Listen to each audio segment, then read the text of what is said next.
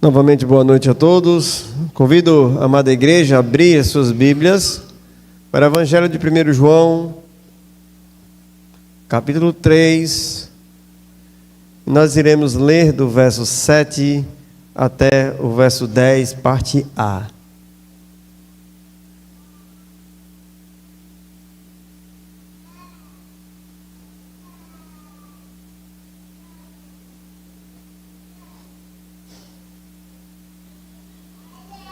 Primeiro João, capítulo 3, versículo 7 em diante. Leamos. Filhinhos, não vos deixeis enganar por ninguém. Aquele que pratica a justiça é justo, assim como ele é justo. Aquele que pratica o pecado procede do diabo, porque o diabo vive pecando desde o princípio.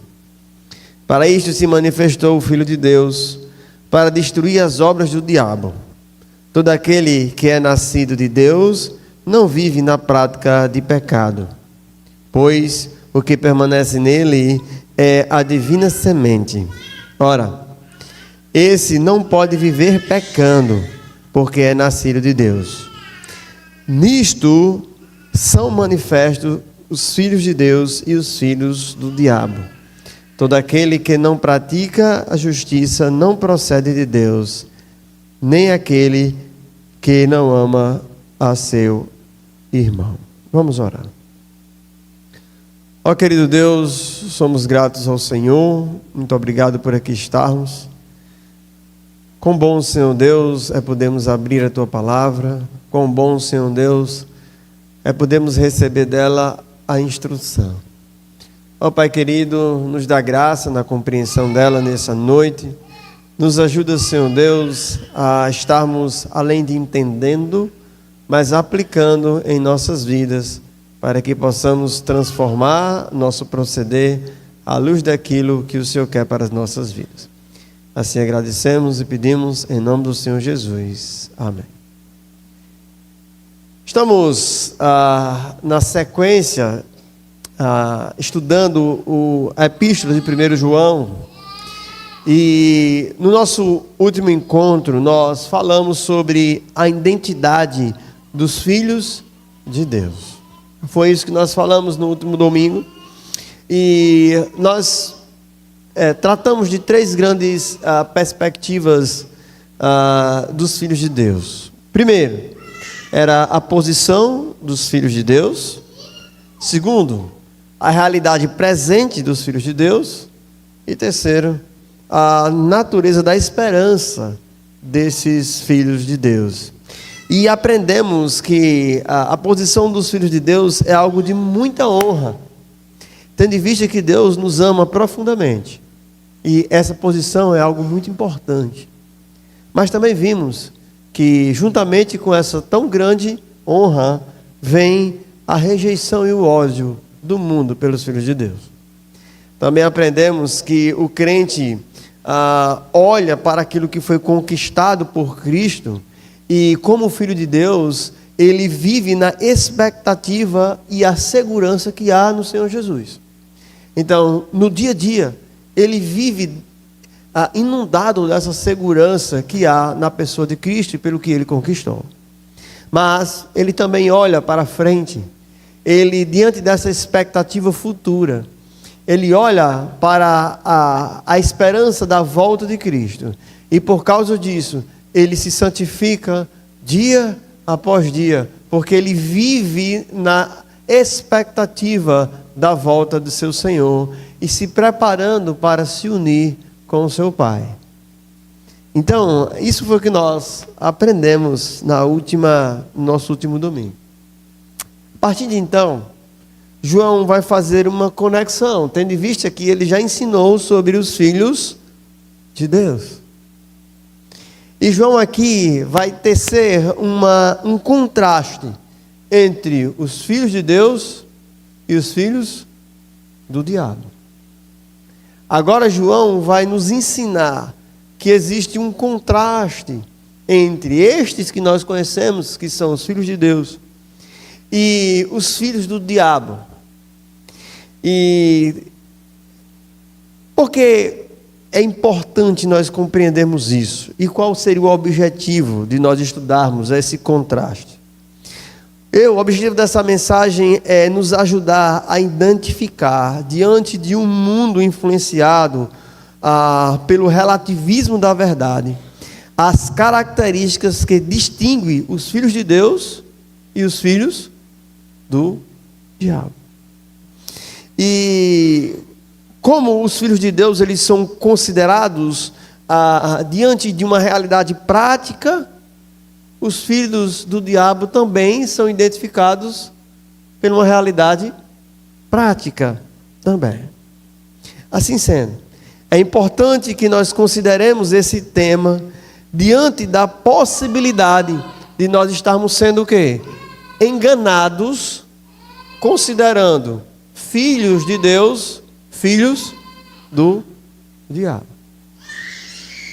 Entenderam? É importante compreendermos que é possível que diante de um mundo tão pluralista como nós vivemos, nós estarmos como igreja do Senhor, confundindo filhos de Deus com os filhos do diabo. E é por essa razão que João começa o versículo 7 dizendo o quê? Abra aí a sua Bíblia para o versículo 7, capítulo 3, versículo 7.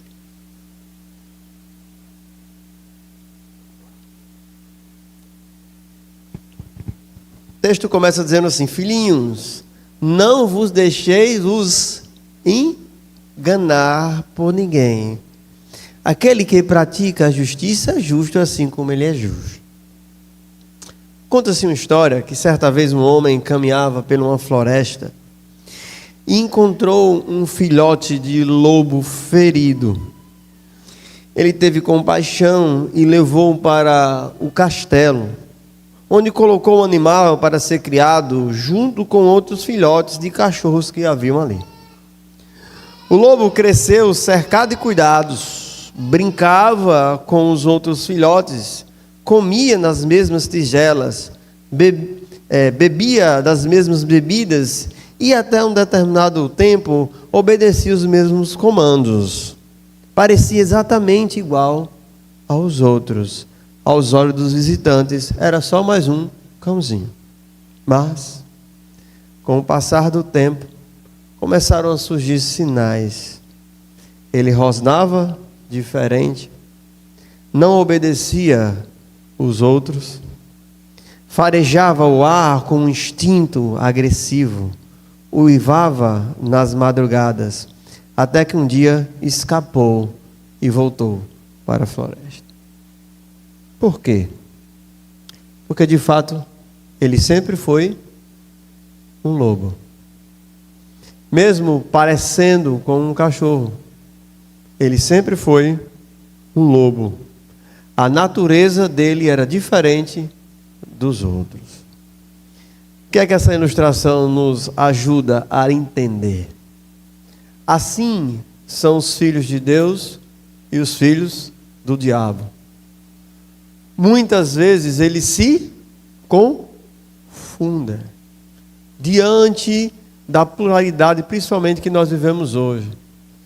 Às vezes vivemos num mundo em que achamos por bem aceitar todo tipo de coisa, e muitas igrejas têm passado por problemas seríssimos por causa disso, trazendo para dentro do seio da igreja lobos vestidos de ovelhas, neste caso.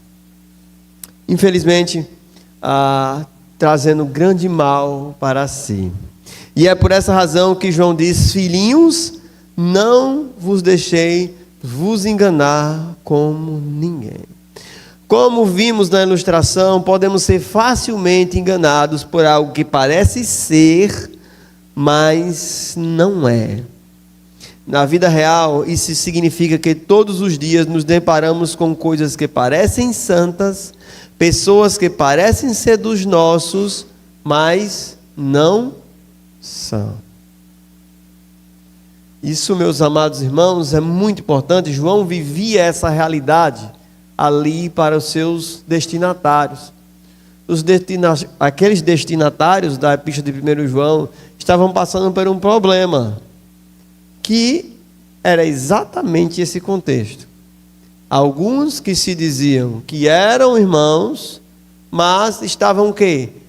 Pervertendo a irmandade.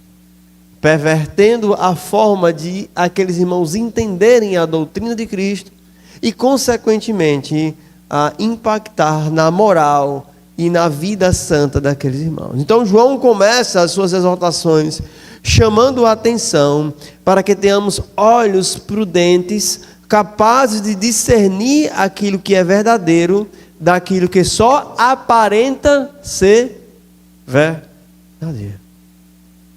Por isso, tenha atenção. Deus nos chama para ser homens e mulheres prudentes. Abra sua Bíblia para Mateus capítulo 10, versículo 16.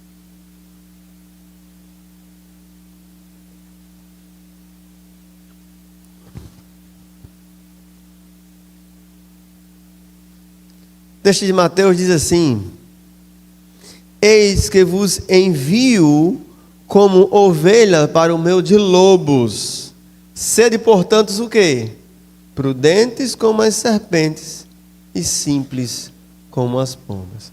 Então Jesus adverte aos seus discípulos que iriam para, como ovelhas que são e como somos, para o meio de lobos. E ele diz: sejam prudentes. Ou seja, provai a todos diante da verdade da palavra. Julgai todas as ações e avalie todas as intenções. Entenderam a sequência? Avalie todas as pessoas, provai todas as pessoas, julgue as ações e avalie as intenções. Fazendo assim, nós estaremos obedecendo o que João disse. Tome cuidado, irmãos, para que ninguém vos engane. 1 Tessalonicenses 5,21 diz assim: julgai todas as coisas, não é? E retendes o que é bom. Porém, João diz algo interessante sobre aqueles que não são os filhos de Deus. Olha aí, versículo 8. Veja só o que é que o texto diz. Aquele que pratica o pecado procede do diabo, porque o diabo vive pecando desde o princípio. A cada pecado, cada pensamento impuro ou palavra inverídica nos faz sucumbir à influência do diabo e assim praticarmos da rebeldia dele contra Deus.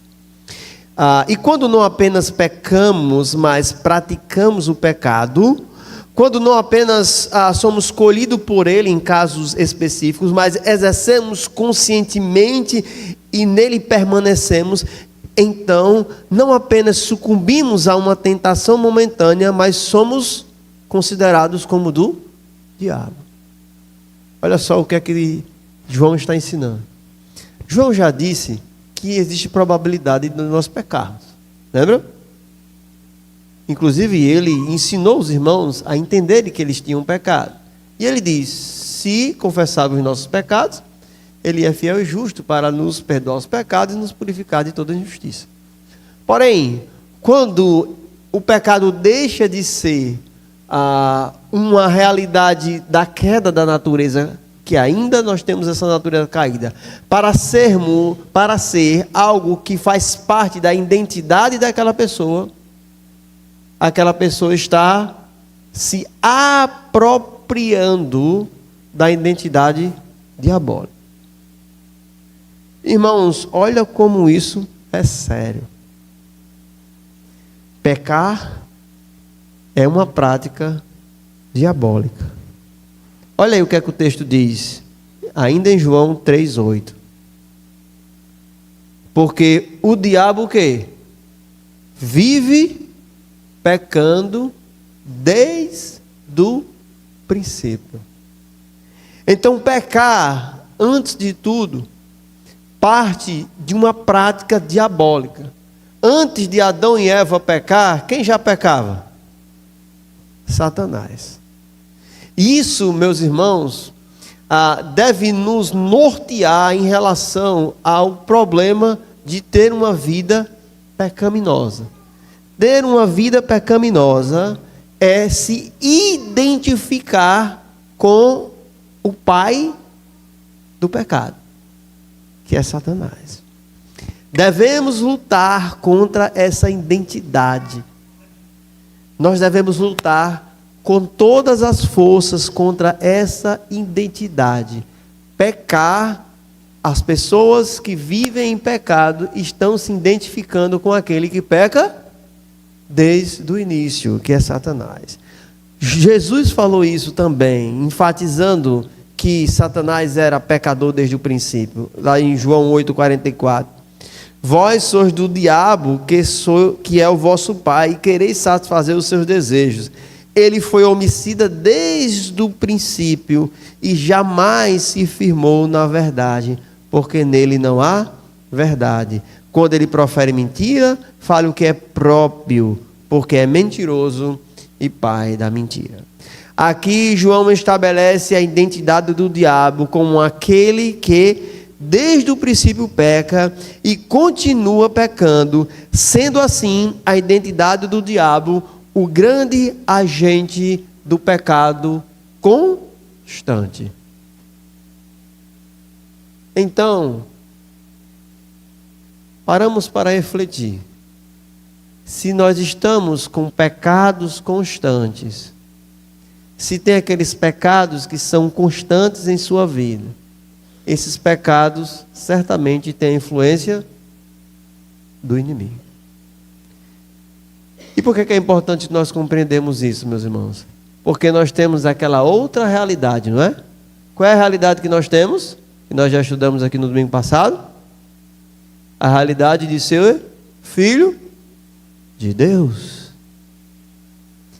E olha o quanto é importante nós compreendermos a identidade dos filhos de Deus é completamente diferente da identidade dos filhos do diabo.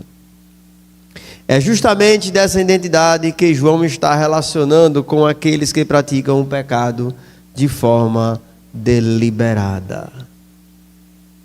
Assim sendo, além de nós temos que lutar contra essa identidade, e aí nós estamos falando de uma luta pessoal. Cada um precisa lutar contra essa identidade, contra os pecados deliberados. Mas também devemos combater esse laço diabólico em relação às outras pessoas. Abra sua Bíblia aí para 2 Timóteo, capítulo 2, versículos 25 e 26.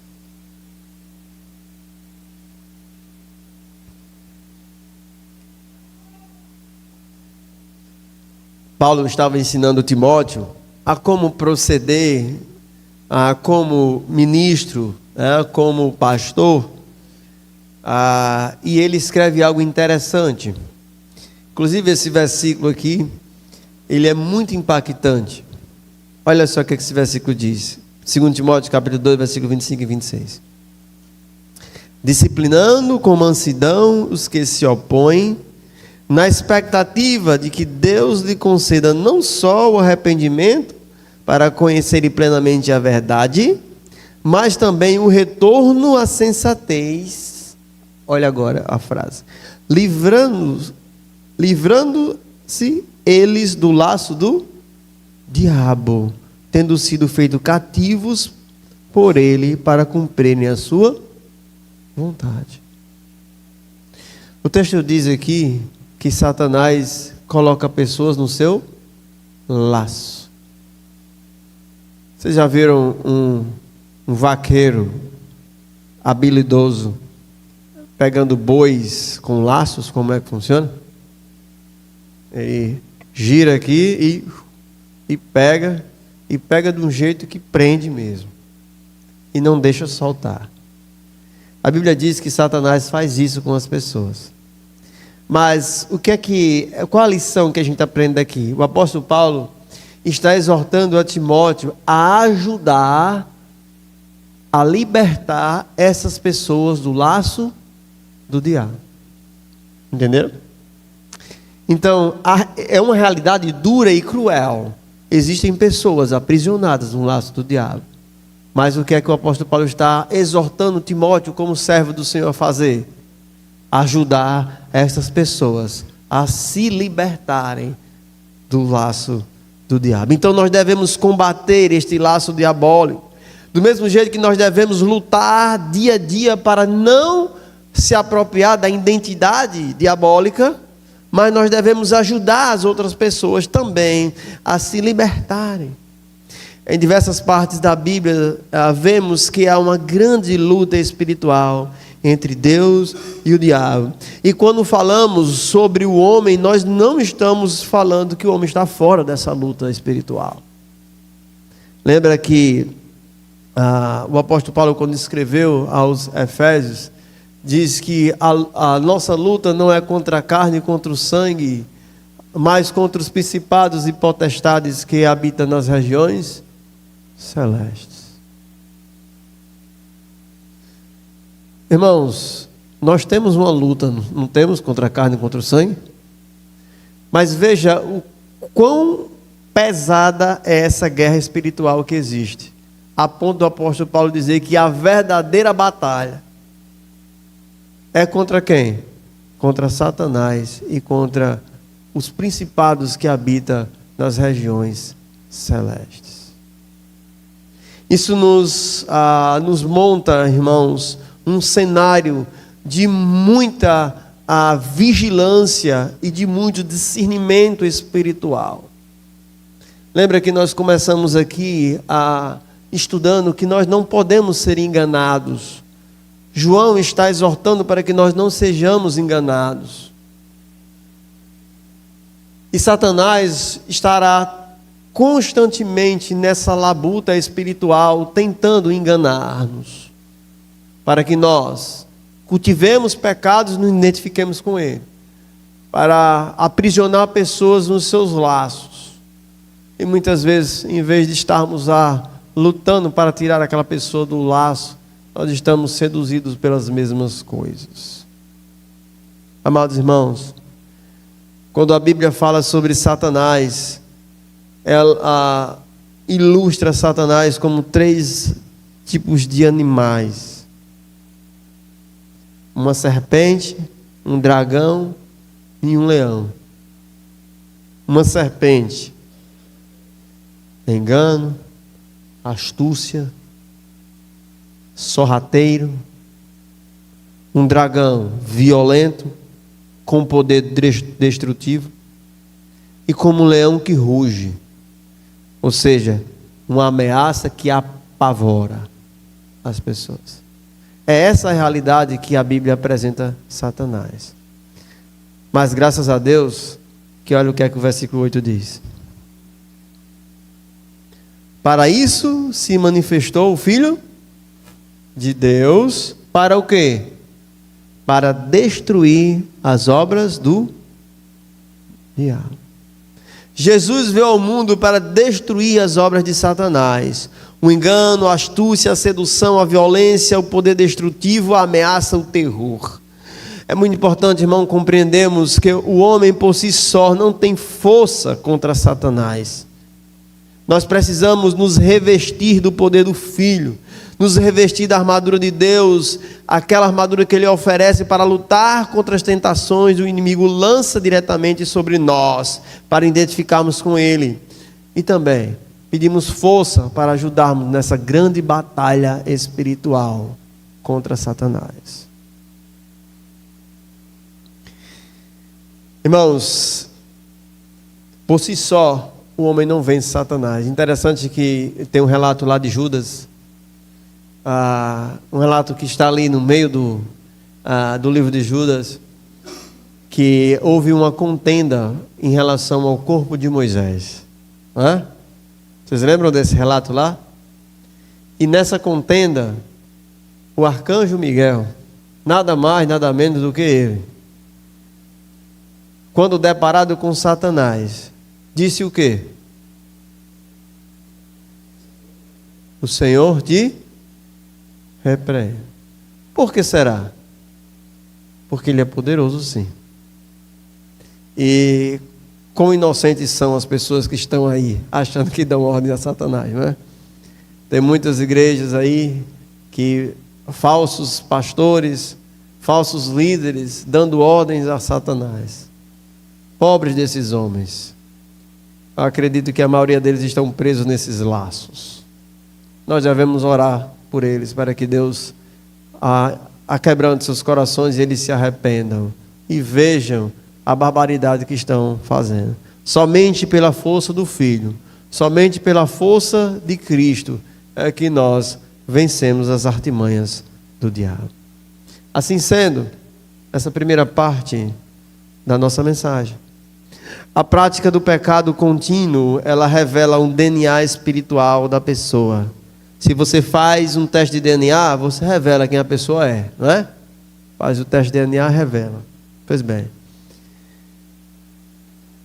Quando nós praticamos o pecado constantemente e vivemos numa prática constante do pecado, nós precisamos identificar se realmente somos de Deus. E nós vamos entender o porquê disso já já. E se nós identificamos que alguém vive na prática do pecado constantemente, nós devemos fazer o quê? Ajudar essa pessoa a se desprender dos laços de Satanás. João está dizendo que a prática do pecado revela uma filiação com ele. Quem vive no pecado, não apenas tropeça, mas vive constantemente no pecado, ele está sobre uma herança espiritual do diabo que peca desde o princípio. Mas sabemos que só Jesus é aquele que nos dá a força para vencer as batalhas contra o diabo. Então, irmãos, esse é o primeiro ponto da mensagem. Não é uma questão, é uma questão de não ser. Ou seja, nós não podemos nos identificar como tais, filhos do diabo. Porém, é uma questão de ser. Olha aí, versículo 7. Versículo 7 diz assim: aquele que pratica a justiça é justo, assim como ele é justo. Interessante, quando nós estamos ensinando crianças, nós geralmente pegamos objetos, né? E pegamos ali, por exemplo, um serrote e perguntamos à criança: quem aqui usa o serrote? Aí a criança vai dizer, né? É o marceneiro. Pegamos ali, por exemplo, o apito. Quem usa o apito? Quem aqui usa o apito? É o juiz, né? E aí nós ajudamos as crianças a fazerem o quê? Essa associação. Porque nós entendemos e a criança entende que a pessoa que está apitando constantemente, ela exerce aquela profissão. Ou aquela pessoa que está ali serrando constantemente, ela exerce aquela profissão. E nos ajuda a ter clareza sobre a ferramenta, a obra e o seu detentor. Assim é o justo e a justiça. Assim é o justo e a justiça.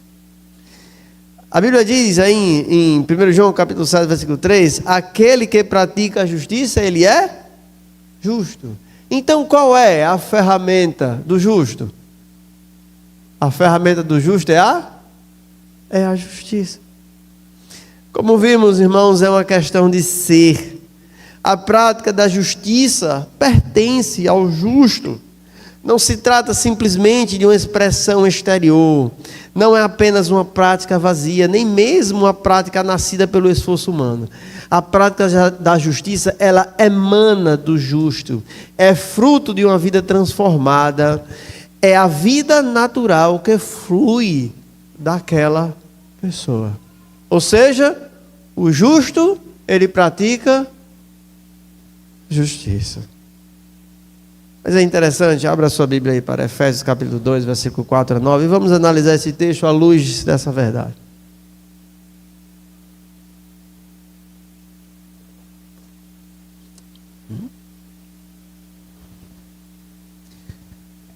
Porque o texto está dizendo algo interessante aí, que aquele que pratica a justiça é justo, mas ele está fazendo um complemento depois.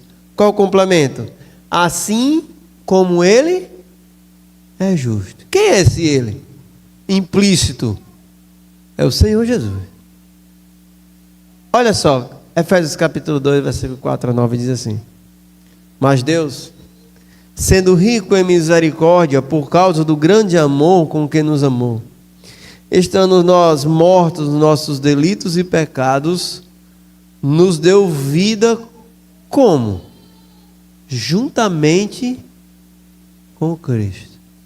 Percebam aí que o apóstolo Paulo está falando do processo salvífico, mas ele está deixando elementos para nos ajudar a entender como funciona isto. Ele diz: Deus nos deu vida juntamente com Cristo, pela graça sois salvos, e novamente, juntamente com Ele, nos ressuscitou e nos fez assentar nos lugares celestiais em Cristo Jesus, para mostrar nos séculos vindouros a suprema riqueza da sua graça em bondade para conosco em Cristo Jesus. Está percebendo essa ênfase aí? Está percebendo a ênfase que quando Deus realizou a sua salvação, a sua graça, ela está diretamente relacionada à obra do Senhor Jesus, e a obra do Senhor Jesus ela é realizada e nós, na pessoa dele, realizamos ela também. É nele, é juntamente com ele, é dentro dele. Aí, aqueles versículos que a gente tanto conhece.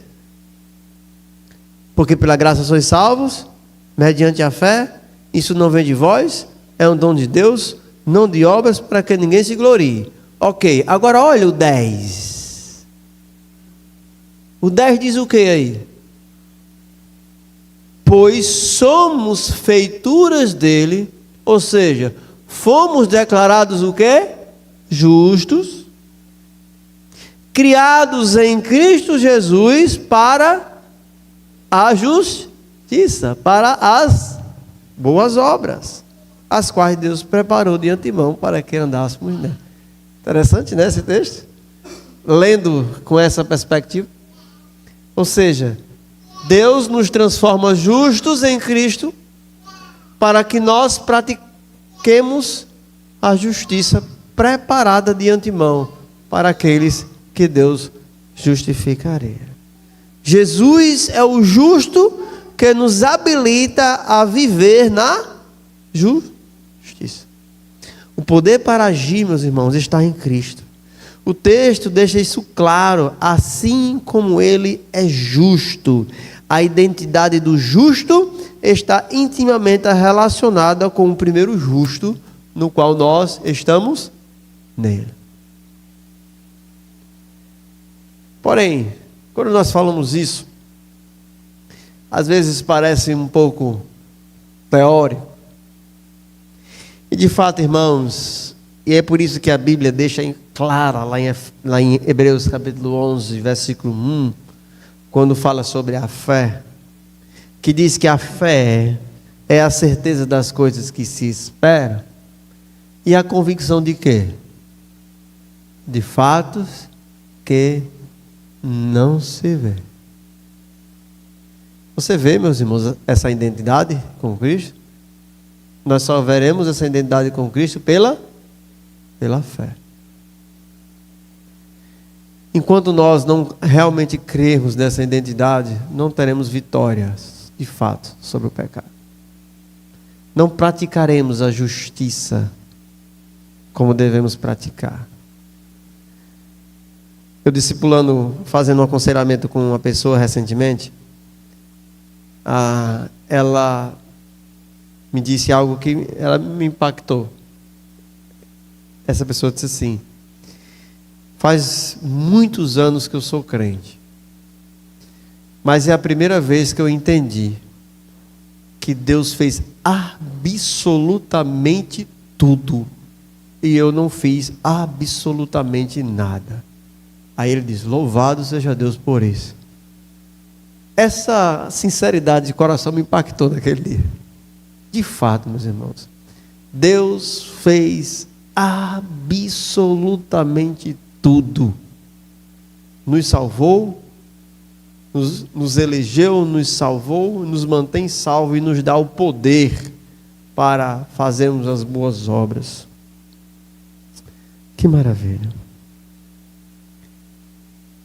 Interessante que o texto nos dá aqui uma relação ativa, ou seja,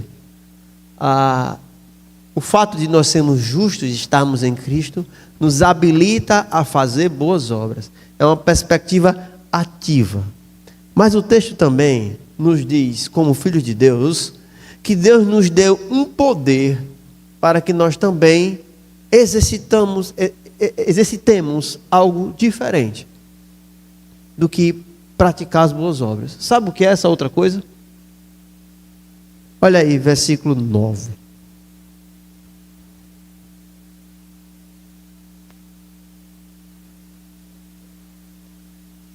Todo aquele que é nascido de Deus não vive na prática do pecado, pois o que permanece nele é a divina semente. Ora, esse não pode viver pecando, porque é nascido de Deus. Perceberam o que é que João faz aqui? João, ele estabelece uma perspectiva ativa. Ele diz, olha, os filhos de Deus são identificados com Cristo e por isso eles praticam as boas obras. Porque Deus em Cristo nos salvou para as boas obras. Nos salvou para uma vida de justiça. Porém, Deus nos transformou em filhos para que nós tenhamos uma nova natureza, para que nós também resistamos ao quê? Ao pecado. A resistência ao pecado e uma vida consagrada a Deus também são realidades que partem de Deus. Elas fluem da nova natureza que foi revestida de poder e nos dá condição de viver uma vida sem pecado. Veja que eu dividi esse versículo em 3 partes aí, para nós analisarmos. O texto diz assim: todo aquele que é nascido de Deus não vive na prática do pecado. Vocês perceberam aí como está relacionado com a ideia de viver na prática do pecado dos filhos do diabo? João está fazendo um contraste. Os filhos de Deus, eles podem pecar, mas eles não vivem na prática do pecado. Mas o texto diz, por que eles não vivem na prática do pecado? Pois o que permanece nele é o quê? A divina semente. É a nova natureza. Lembra? 2 Coríntios 5,17. Aqueles que estão em Cristo é nova criatura. As coisas antigas já passaram. Eis que tudo se fez novo. É a nova semente. Agora, o que está dentro daquela pessoa, aquela pessoa não está mais com a semente do mal. A semente, a semente adâmica, mas a semente adâmica está lá, porém a semente de Cristo agora também está capacitando ele a resistir ao pecado. Agora, a terceira frase, ela é muito interessante.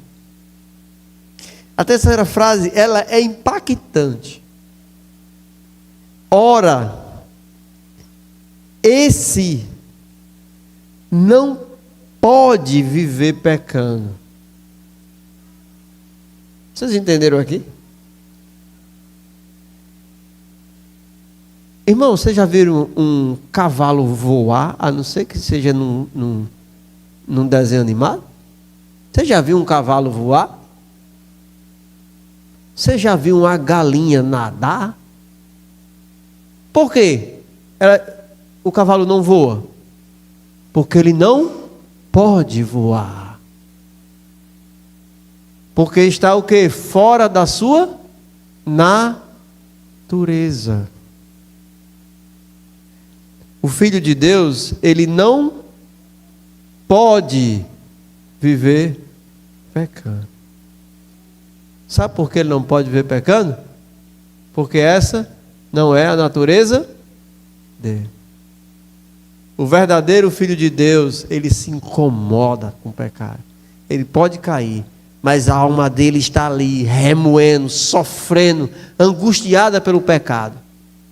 Porque lá no coração dele está a divina semente, que está lá dizendo: isso não é o que você devia fazer. Você está errado, arrependa-se.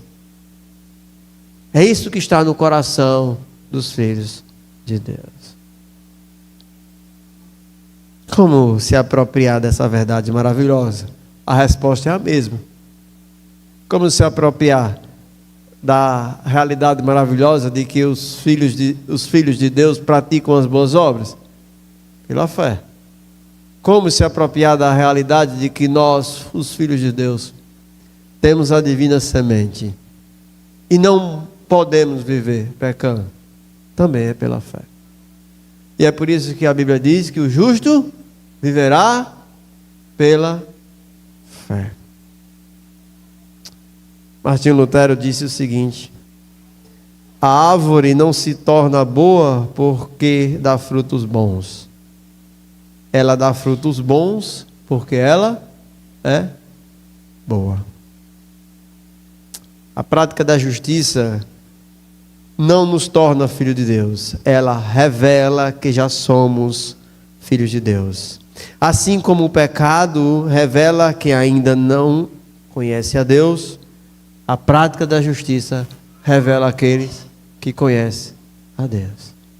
Assim como a prática do pecado revela os filhos do diabo, a resistência ao pecado e o poder sobre ele revela os filhos de Deus.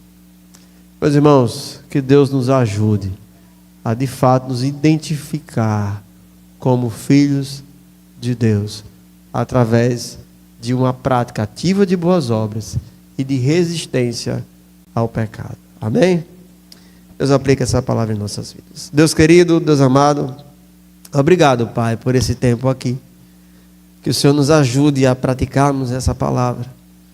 O Senhor nos ajude, Senhor Deus, a nos revestirmos da fé que o Senhor nos deu e que nos apropriemos, Senhor Deus, dos benefícios de ser teus filhos. Obrigado por esse tempo. Abençoa esse momento também, no qual, Senhor Deus, realizaremos a ceia do Senhor. Assim agradecemos e pedimos, em nome do Senhor Jesus. Amém.